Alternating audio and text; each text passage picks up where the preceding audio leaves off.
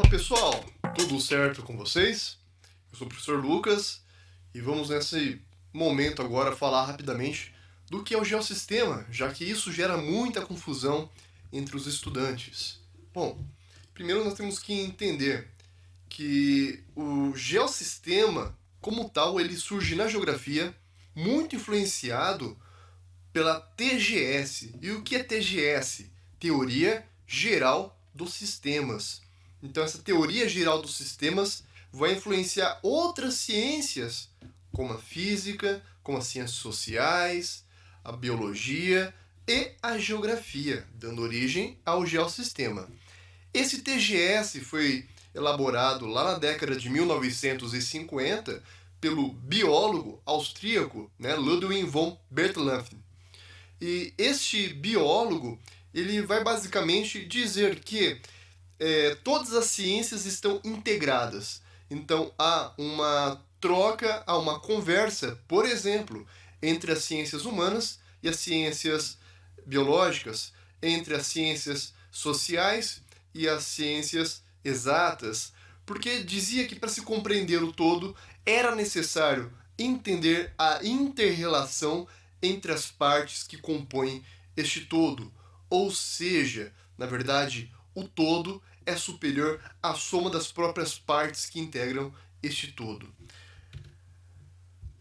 A União Soviética, à época, meados do século XX, ela precisava fazer dinheiro, já que vale lembrar que a União Soviética e os Estados Unidos estavam aí no período auge da Guerra Fria, anos 50, anos 60, e era necessário capitalizar para financiar os programas militares soviéticos e o programa da corrida espacial, que fazia parte da corrida da Guerra Fria.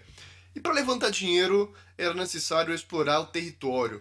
E vale lembrar, pessoal, é um baita território. A União Soviética pegava aí algo em torno de 30-35% de todo o planeta, toda a massa continental do planeta. Nós vamos ter a Rússia, que é o maior país do mundo, como sendo o principal país também da União Soviética.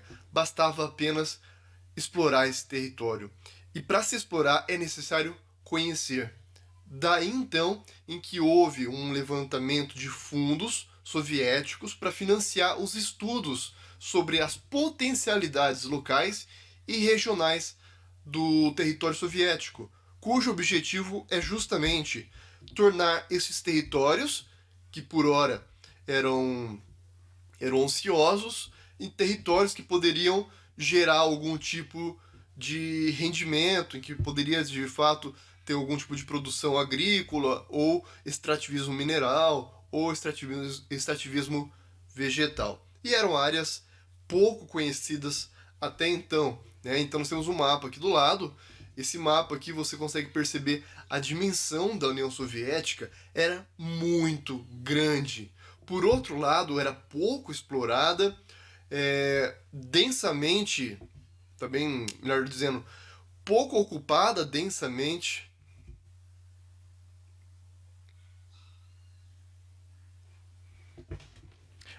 Havia pouca densidade populacional e havia necessidade de se explorar esse território.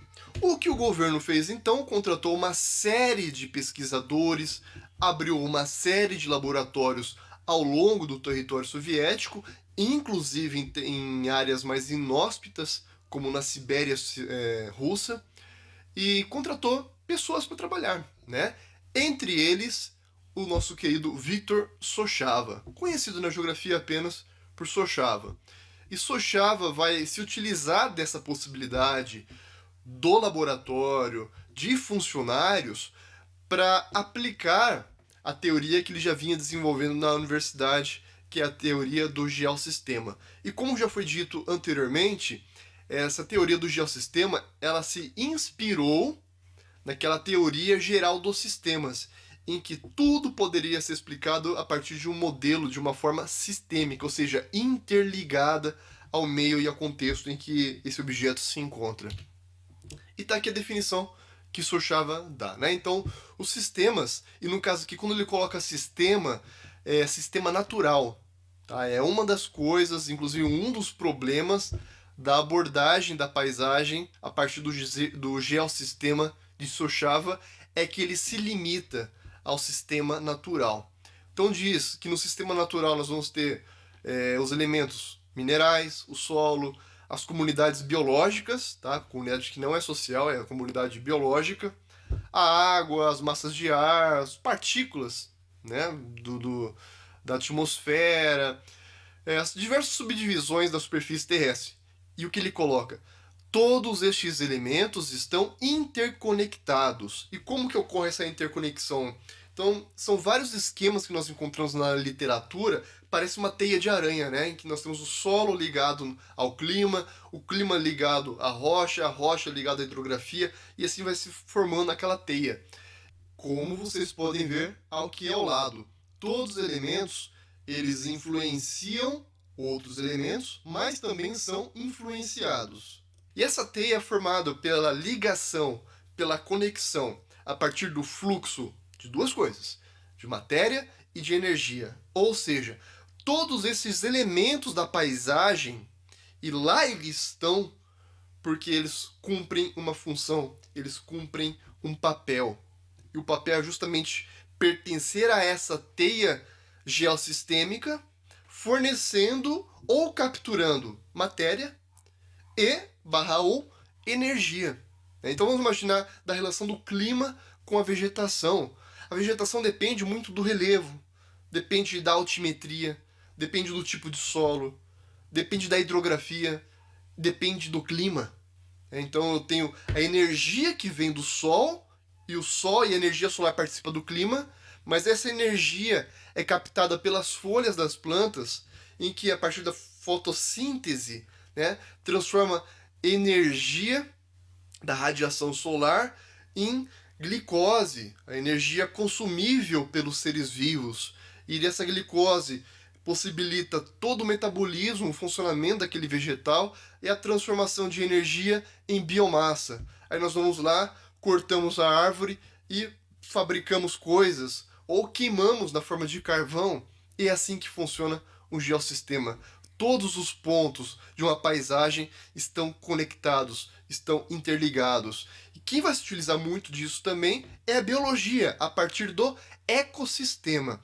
Com uma diferença, a biologia, e a partir do ecossistema, vai dar ênfase, é óbvio, às relações biológicas. Portanto, mais importante para eles é entender, por exemplo, como que uma população de uma espécie se relaciona com uma população de uma outra espécie, se existe alimentação, se não existe alimentação, se eles competem por espaço, se não competem por espaço, se um depende do outro, se existe uma simbiose, por exemplo, ou não. O geossistema, o sistema territorial natural, ele é mais focado no espaço, nos elementos abióticos. Beleza, galera? Então é isso, um forte abraço para todos. Tchau!